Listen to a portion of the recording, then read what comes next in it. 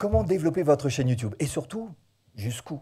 Est-ce que vous allez aller jusqu'à la monétisation? Est-ce que vous allez aller jusqu'à vendre un produit, vendre un service? On va en parler dans cette vidéo. Et évidemment, l'idée, c'est de vous emmener un petit peu plus loin que simplement vous dire ouais, il faut juste avoir des vues, il faut faire une vidéo virale pour développer ma chaîne. Non, il y a d'autres choses à faire, d'autres choses qui sont plus intéressantes et notamment ces stratégies dont je vous parlerai en toute fin de vidéo et que vous allez pouvoir implémenter pour votre propre chaîne.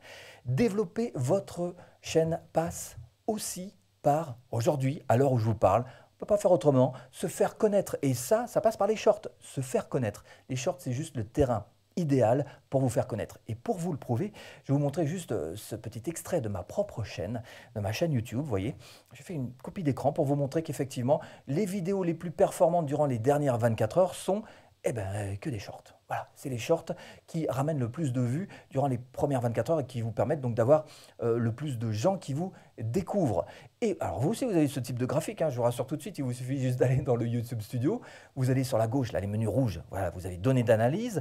Et puis vous allez cliquer sur données d'analyse, vous allez voir en haut à droite, il y a marqué mode avancé en bleu, vous cliquez. Puis il y aura marqué comparer à en bleu, et vous cliquez, et vous allez en bas, il y a marqué performance de la vidéo au cours des premières 24 heures. Vous allez avoir exactement la même chose. On va vous montrer quelles sont vos vidéos les plus performantes sur votre chaîne et vous pourrez savoir celles qui vous ramènent le plus de vues dans les premières 24 heures et qui vont vous permettre de vous faire connaître. Alors, il y a quelques avantages évidemment à faire des shorts, notamment ces trois avantages majeurs. Le premier, c'est que vous allez pouvoir attirer de nouveaux visiteurs. Je vous l'ai montré, ça marche comme ça. Les shorts font qu'il y a des gens qui viennent d'un petit peu tous horizons voir un petit peu votre short dans un premier temps et puis peut-être dans un deuxième temps votre chaîne et vos vidéos traditionnelles.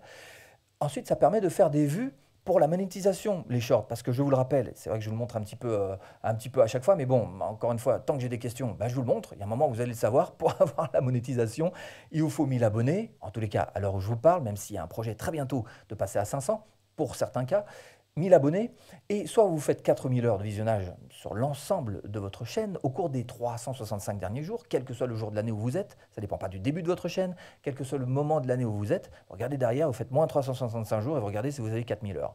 Ou alors, vous passez par les shorts. Et les shorts vous demandent au cours des 90 derniers jours, cette fois-ci, plus restreint le temps, d'avoir 10 millions de vues. C'est beaucoup, mais en même temps, on peut faire, comme vous le savez, beaucoup de vues grâce aux shorts. Donc, vous allez pouvoir faire des vues pour vous rapprocher de la monétisation si vous visez donc les 10 millions. Et qui dit plus de vues dit aussi plus d'abonnés. Ça, c'est un des rares trucs qui est réellement intuitif et qui est juste. Hein. D'habitude, il ne suffit pas juste d'avoir un peu de bon sens pour comprendre YouTube. Des fois, c'est un peu plus compliqué. Mais dans tous les cas, c'est simple. Plus vous allez faire de vidéos, plus vous allez faire de vues, plus exactement, et plus vous allez faire d'abonnés. Donc, pour avoir vos 1000 abonnés, passer par les shorts, c'est aussi une très très bonne chose, puisqu'on a des vues. Okay, donc tout ça, c'est très très logique. Donc les shorts, vous êtes à vous faire connaître, mais cela dit, il y a aussi quelques inconvénients, évidemment. Par exemple, les gens que vous allez attirer sur votre chaîne sont bien souvent des touristes. Vous connaissez le principe du flux short, c'est principalement par là que passe tout le trafic des shorts. On scrolle, on scrolle, on scrolle, on scrolle. Donc vous vous rendez bien compte que c'est un petit peu tout le monde qui passe sur votre vidéo et ce n'est pas forcément des gens qui sont très intéressés par votre thématique. Et puis les shorts, c'est extrêmement dur de vendre un produit, un service, ce que vous voulez. En tous les cas, c'est compliqué parce que d'abord, vous n'avez qu'une minute d'une part, et puis en une minute, on n'arrive pas à générer vraiment beaucoup de confiance.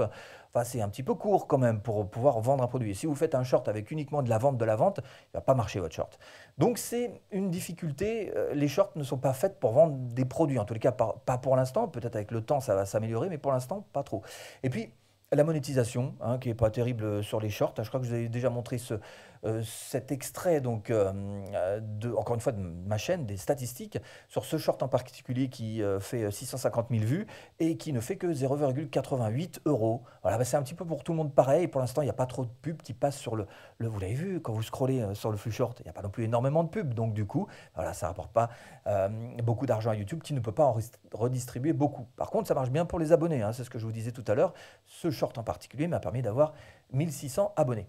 Donc, pour ce qui est de la monétisation, pas terrible. Hein. Donc, il y a quelques inconvénients quand même à faire des shorts et ne faire que des shorts serait un vrai problème pour votre chaîne. Je ne pense pas que ça suffise à développer votre chaîne. On va continuer d'avancer. Vous allez comprendre petit à petit ce qu'il va vous falloir faire pour la développer, cette chaîne. Donc deuxièmement, il faut chercher, quand on fait une chaîne YouTube, ça vous paraît évident, mais en même temps, il faut le rappeler quand même, à se faire apprécier. Si les gens ne vous aiment pas, n'aiment pas ce que vous êtes, alors ça peut être une partie des gens, et à contrario, il peut y avoir une autre partie qui vous aime beaucoup. Mais si d'une manière générale, personne n'aime ce que vous faites, bah, ça va pas être terrible, vous n'allez pas faire de très bons résultats. Bref, se faire apprécier, ça passe par faire des vidéos traditionnelles. Ce que j'appelle les vidéos traditionnelles, ces vidéos qui existent depuis toujours sur YouTube, hein, des 8, 10, 12 minutes, voire plus, ou moins d'ailleurs. Mais ces formats un petit peu plus longs, en tout cas plus longs que les shorts. Ça vous permet de vous faire apprécier de la part de votre audience. Les avantages de ces vidéos-là, c'est que vous allez pouvoir montrer votre expertise. Si vraiment vous êtes fort sur un domaine, si c'est la thématique que vous avez choisie pour votre chaîne, vous allez pouvoir la développer en, encore une fois, 5, 8, 10, 15 minutes. Vous avez le temps qu'il vous faut pour pouvoir exposer ce que vous faites, qui vous êtes, et encore une fois, votre expertise. Donc, les vidéos traditionnelles sont très utiles pour ça. Critères de monétisation, à mon avis, plus facile. Je vous ai montré tout à l'heure, hein, il faut avoir 4000 heures de visionnage sur l'ensemble de la chaîne. Pour moi, c'est plus facile à avoir que 10 millions de vues sur des shorts, à moins que vraiment vous ayez un short qui explose. Mais d'une manière générale, pour un petit peu tout le monde, je conseille quand même de vous aider plutôt pour ce qui est de ce critère, de viser les 4000 heures habituelles que vous connaissez. Et puis troisième avantage, c'est de chercher à attirer des gens dans votre liste email. Je vais le redire là aussi encore une fois, les listes email, c'est vraiment ce qui vous permet de gagner de l'argent sur Internet. Que ce soit un blog, réseaux sociaux, que ce soit YouTube, que ce soit ce que vous voulez. Si vous voulez vraiment gagner de l'argent, il vous faut votre propre liste email. Et le meilleur endroit pour attirer des gens dans votre liste email, ce n'est pas les shorts, c'est bel et bien les vidéos traditionnelles. Donc, c'est un gros avantage de la vidéo traditionnelle que de pouvoir proposer donc d'aller rejoindre sa liste email contre un petit cadeau, quelque chose, et donc d'avoir un contact que vous gardez qui est bien plus important que le contact d'un abonné, d'un follower, d'un ce que vous voulez. Liste email, j'insiste un peu là-dessus parce que si vous voulez gagner de l'argent, bon.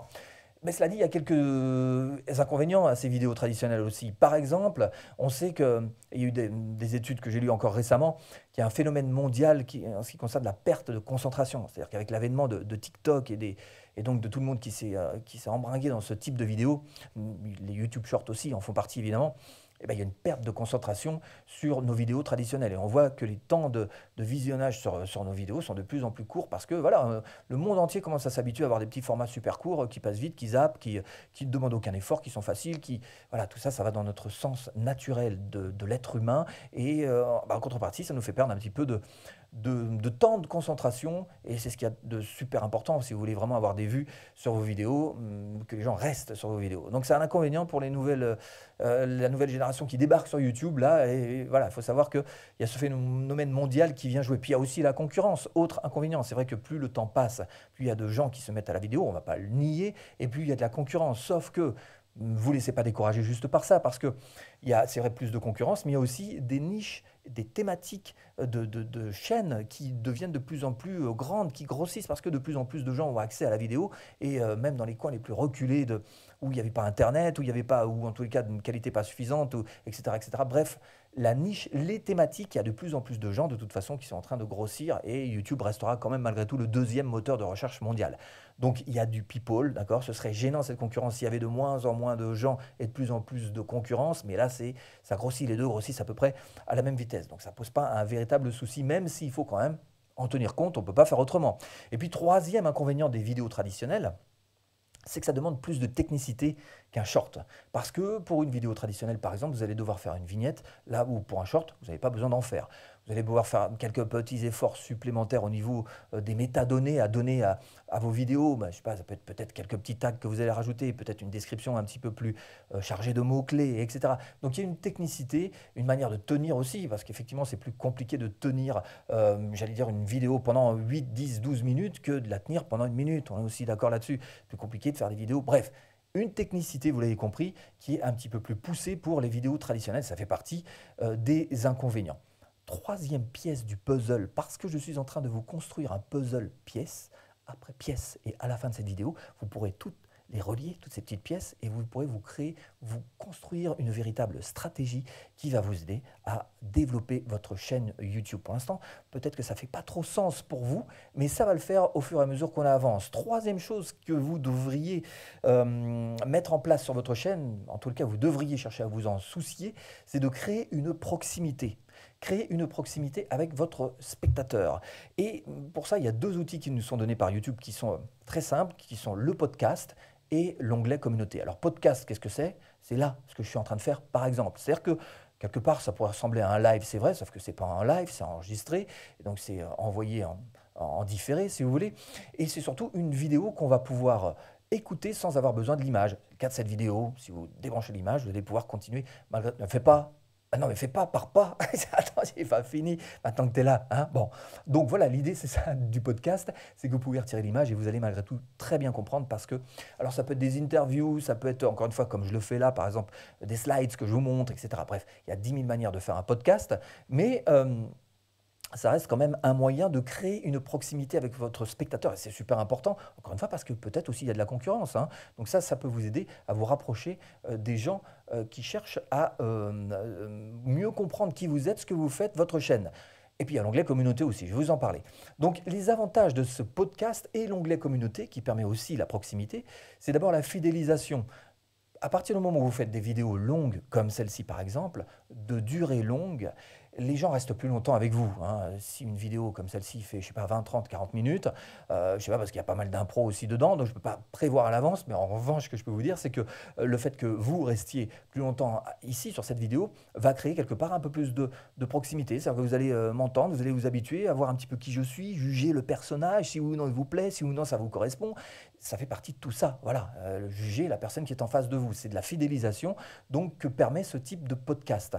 L'onglet communauté, lui, il permet aussi d'interagir avec les gens. Vous pouvez faire des sondages, hein, et donc, encore une fois, répondre aux questions dans les commentaires, etc. Vous pouvez faire des quiz, hein, des quiz avec des questions, et là encore, échanger avec vos spectateurs. Donc, l'onglet communauté est aussi intéressant pour créer de la proximité parce qu'il vous permet d'interagir.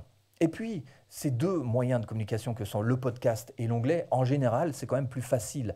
Il y a une facilité de production. Par exemple, ce podcast que j'enregistre n'aura pas de montage. Je ne vais pas passer derrière mon logiciel de montage à faire du montage.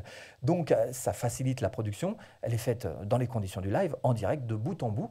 Et voilà, je m'appuie juste sur ces quelques slides pour faire avancer ma démonstration que vous allez pouvoir comprendre petit à petit. Donc, vous voyez qu'il y a quelques avantages quand même à faire des podcasts, format long comme ça, très long, et de vous servir aussi de cet onglet, encore une fois. Mais il y a aussi des inconvénients, et c'est ce que je vais vous montrer tout de suite. D'abord, ces podcasts et cet onglet communauté n'a pas la même portée, ça a moins de portée, c'est-à-dire qu'il y a moins de gens qui verront ce que vous faites que si vous faites une vidéo traditionnelle qui, elle, fonctionne bien, ou si c'est une vidéo dans le moteur de recherche qui, au début, c'est vrai, aura peut-être pas beaucoup de vues. Oh, j'ai que 100 vues, vous avez vu, en un mois, oh, c'est pas beaucoup. Ouais, mais au bout de 5 ans, peut-être que vous en aurez 100 000.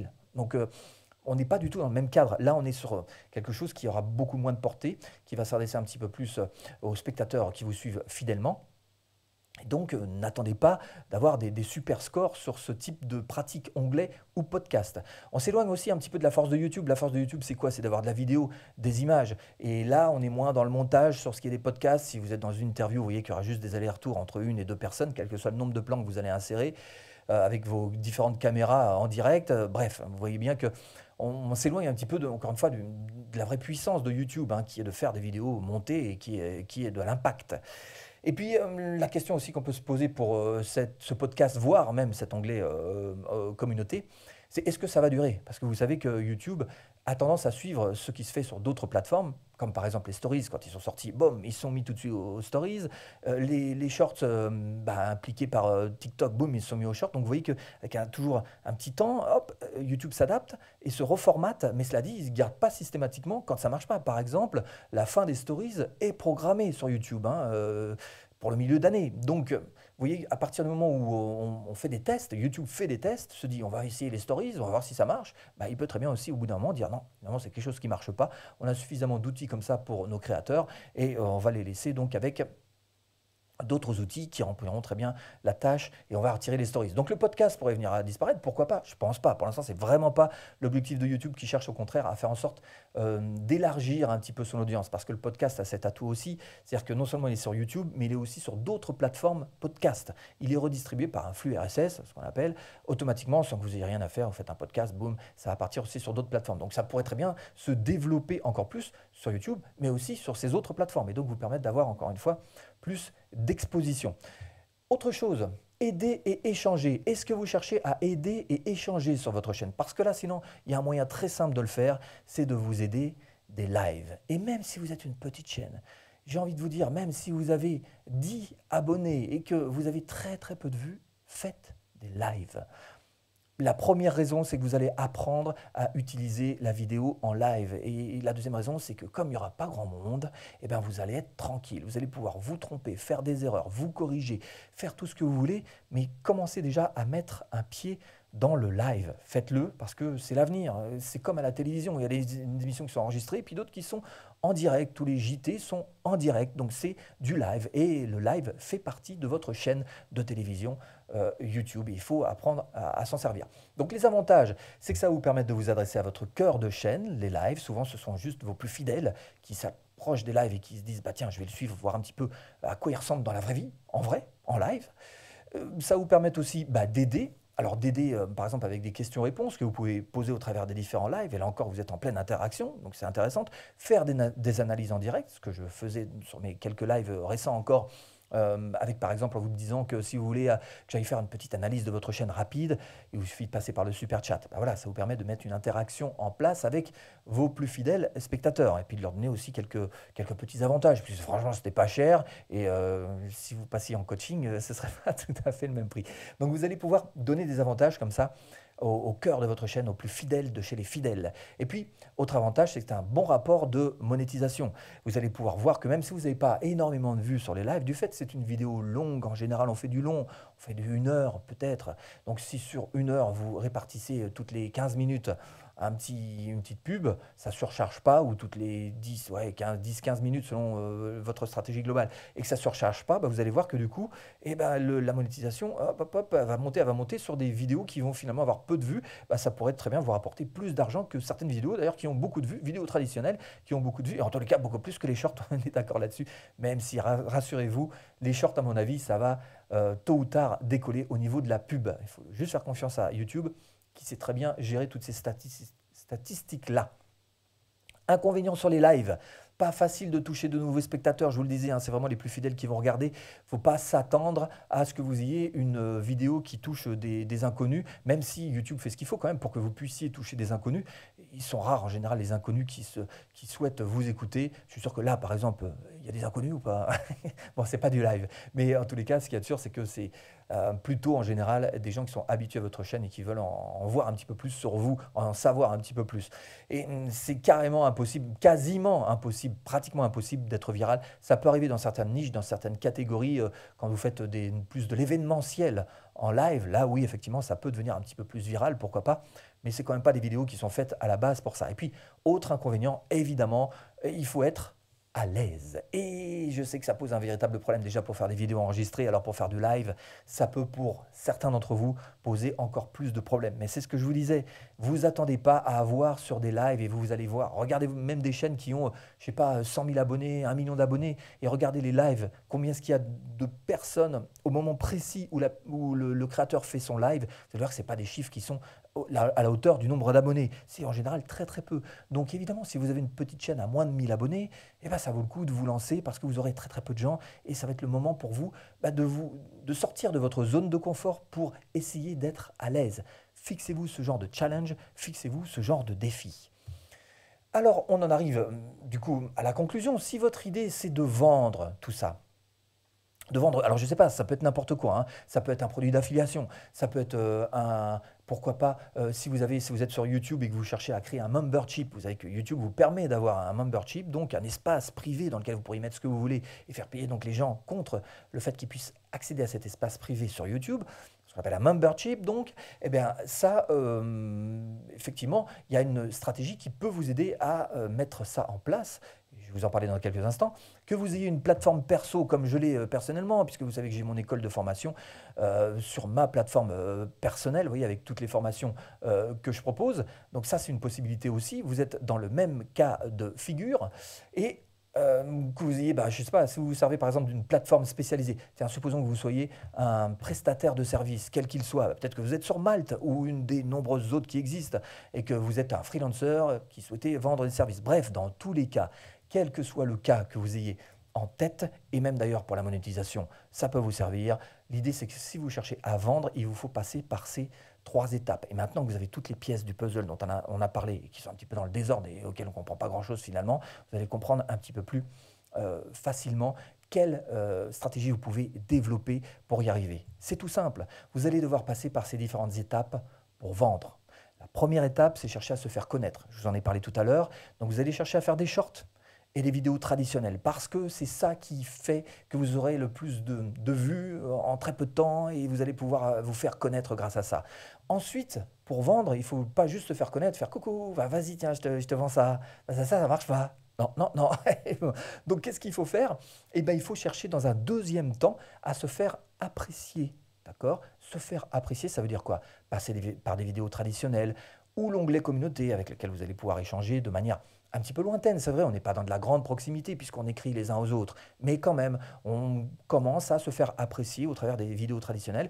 Les gens passent un petit peu plus de temps sur vos vidéos qu'un simple short d'une minute, vos vidéos traditionnelles, et donc commencent un petit peu à vous apprécier. Ou pas, mais en tous les cas, c'est pas grave. Même si vous avez une dichotomie, c'est-à-dire si vous avez 2 types de personnes, ceux qui vous aiment aussi celles qui ne vous aiment pas, bah, très bien, c'est parfait aussi parce que vous pourrez compter sur ceux qui vous apprécient.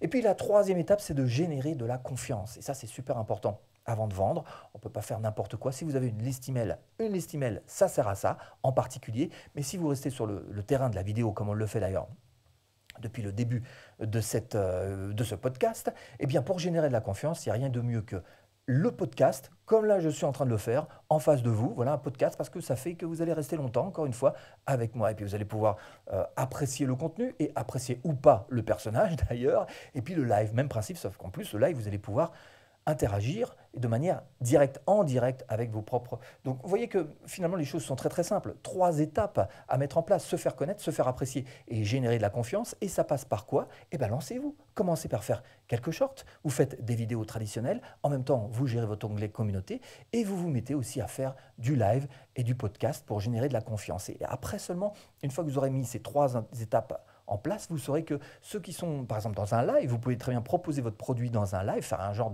de webinaire, quoi, si vous voulez, hein, mais en live, donc sur YouTube, et au bout du compte, amener à ce que les gens achètent votre produit. Et ben voilà comment est-ce qu'on peut y arriver. C'est pas en faisant du live de but en blanc, c'est bel et bien en passant par ces 3 étapes qui sont quand même extrêmement simples à suivre si vous avez bien suivi du début jusqu'à la fin tout ce que je suis en train de vous montrer. Alors, évidemment, si vous voulez aller plus loin, et c'est ce que je vous propose de faire tout de suite, eh bien, vous faites quoi? Vous allez tout simplement cliquer ici. Pour réussir sur YouTube, j'ai mis un petit PDF en place. Hein. Voilà. Eh bien, à tout de suite. Hein. Si tu cliques.